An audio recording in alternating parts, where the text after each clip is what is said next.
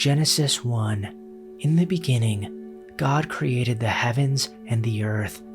The earth was without form and void, and darkness was over the face of the deep. And the Spirit of God was hovering over the face of the waters. And God said, "Let there be light." And there was light. And God saw that the light was good. And God separated the light from the darkness. God called the light day, and the darkness he called night. And there was evening and there was morning, the first day.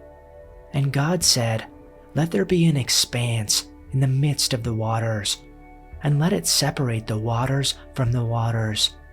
And God made the expanse, and separated the waters that were under the expanse from the waters that were above the expanse. And it was so. And God called the expanse heaven. And there was evening and there was morning, the second day. And God said, "Let the waters under the heavens be gathered together into one place, and let the dry land appear." And it was so. God called the dry land earth, and the waters that were gathered together he called seas. And God saw that it was good. And God said, "Let the earth sprout vegetation, plants yielding seed, and fruit trees bearing fruit which is their seed, each according to its kind on the earth." And it was so. The earth brought forth vegetation, plants yielding seed according to their own kinds, and trees bearing fruit in which is their seed, each according to its kind. And God saw that it was good. And there was evening and there was morning, the third day. And God said, "Let there be lights in the expanse of the heavens to separate the day from the night, and let them be for signs and for seasons, and for days and years, and let them be lights in the expanse of the heavens to give light upon the earth." And it was so. And God made two great lights, the greater light to rule the day, and the lesser light to rule the night, and the stars. And God set them in the expanse of the heavens to give light on the earth, to rule over the day and over the night, and to separate the light from the darkness. And God saw that it was good. And there was evening and there was morning, the fourth day. And God said, "Let the water teem with living creatures, and let birds fly above the earth across the vault of the sky." So God created the great creatures of the sea, and every living thing with which the water teems and that moves about in it, according to their kinds, and every winged bird according to its kind. And God saw that it was good. God blessed them and said, "Be fruitful and increase in number, and fill the water in the seas, and let the birds increase on the earth." And there was evening and there was morning, the fifth day. And God said, "Let the land produce living creatures according to their kinds, the livestock, the creatures that move along the ground, and the wild animals, each according to its kind." And it was so.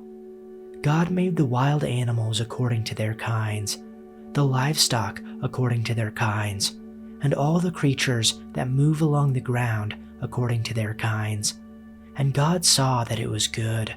Then God said, "Let us make mankind in our image, in our likeness, so that they may rule over all the fish in the sea and the birds in the sky, over the livestock and all the wild animals, and over all the creatures that move along the ground." So God created mankind in his own image. In the image of God he created them. Male and female he created them. God blessed them and said to them, "Be fruitful and increase in number. Fill the earth and subdue it. Rule over the fish in the sea and the birds in the sky, and over every living creature that moves on the ground." Then God said, "I give you every seed-bearing plant on the face of the whole earth, and every tree that has fruit with seed in it. They will be yours for food. And to all the beasts of the earth, and all the birds in the sky, and all the creatures that move along the ground, everything that has the breath of life in it. I give every green plant for food." And it was so. God saw all that he had made, and it was very good. And there was evening, and there was morning, the sixth day. Chapter 2. And so the heavens and the earth were completed, and all their heavenly lights. By the seventh day, God completed his work which he had done, and he rested on the seventh day from all his work which he had done. Then God blessed the seventh day and sanctified it, because on it he rested from all his work which God had created and made. This is the account of the heavens and the earth when they were created, in the day that the Lord God made earth and heaven. Now no shrub of the field was yet on the earth, and no plant of the field had yet sprouted, for the Lord God had not sent rain upon the earth, and there was no man to cultivate the ground. But a mist used to rise from the earth and water the whole surface of the ground. Then the Lord God formed the man of dust from the ground, and breathed into his nostrils the breath of life, and the man became a living person. The Lord God planted a garden toward the east, in Eden, and there he placed the man whom he had formed. Out of the ground the Lord God caused every tree to grow that is pleasing to the sight, and good for food. The tree of life was also in the midst of the garden, and the tree of the knowledge of good and evil. Now a river flowed out of Eden to water the garden, and from there it divided and became 4 rivers. The name of the first is Pishon. It flows around the whole land of Havilah, where there is gold. The gold of that land is good. The bdellium and the onyx stone are there as well. The name of the second river is Gihon. It flows around the whole land of Cush.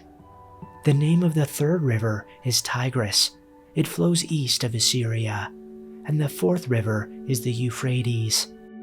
Then the Lord God took the man and put him in the Garden of Eden to cultivate it and tend to it. The Lord God commanded the man, saying, "From any tree of the garden you may freely eat, but from the tree of the knowledge of good and evil you shall not eat, for on the day that you eat of it you will certainly die." Then the Lord God said, "It is not good for man to be alone. I will make him a helper suitable for him." And out of the ground the Lord formed every animal of the field and every bird of the sky, and brought them to the man to see what he would call them. And whatever the man called a living creature, that was its name.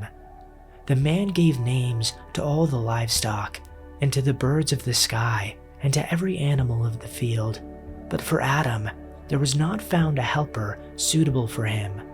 So the Lord God caused a deep sleep to fall upon the man, and he slept.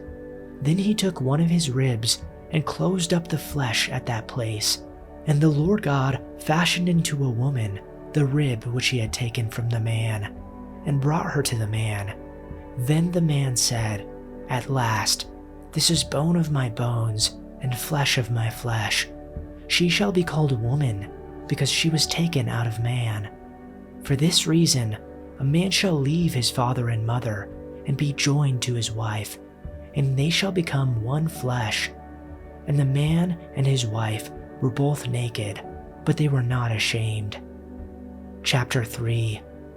Now the serpent was more cunning than any animal of the field which the Lord God had made. And he said to the woman, "Has God really said, 'You shall not eat from any tree of the garden'?" The woman said to the serpent, "From the fruit of the trees of the garden we may eat, but from the fruit of the tree which is in the middle of the garden, God has said, 'You shall not eat from it or touch it, or you will die.' The serpent said to the woman, "You certainly will not die, for God knows that on the day you eat it, your eyes will be opened, and you will become like God, knowing good and evil." When the woman saw that the tree was good for food, and that it was a delight to the eyes, and that the tree was desirable to make one wise, she took some of its fruit and ate, and she also gave some to her husband with her, and he ate. Then the eyes of both of them were opened, and they knew that they were naked, and they sewed fig leaves together and made themselves waist coverings. Now they heard the sound of the Lord God walking in the garden in the cool of the day, and the man and his wife hid themselves from the presence of the Lord God among the trees of the garden. Then the Lord God called to the man and said to them, "Where are you?" He said, "I heard the sound of you in the garden, and I was afraid because I was naked, so I hid myself." And he said, "Who told you that you were naked? Have you eaten from the tree which I commanded you not to eat?" The man said, "The woman who you gave to be with me, she gave me some of the fruit of the tree, and I ate." Then the Lord God said to the woman, "What is this that you have done?" And the woman said, "The serpent deceived me, and I ate." Then the Lord God said to the serpent, "Because you have done this, you are cursed more than all animals, domestic and wild. You will crawl on your belly, groveling in the dust as long as you live. And I will cause hostility between you and the woman, and between your offspring and her offspring. He will strike your head, and you will strike his heel." Then he said to the woman, "I will sharpen the pain of your pregnancy, and in pain you will give birth, and you will desire to control your husband, but he will rule over you."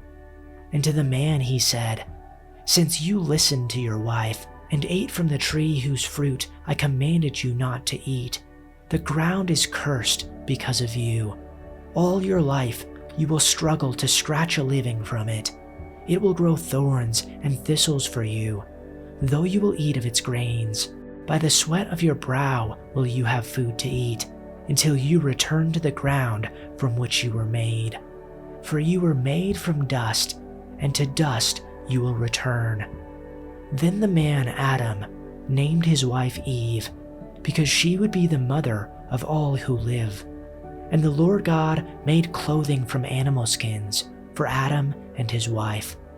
Then the Lord God said, "Look, the human beings have become like us, knowing both good and evil. What if they reach out and take fruit from the tree of life and eat it? Then they will live forever." So the Lord God banished them from the Garden of Eden, and he sent Adam out to cultivate the ground from which he had been made. And after sending them out, the Lord God stationed mighty cherubim to the east of the Garden of Eden, and he placed a flaming sword that flashed back and forth to guard the way to the tree of life.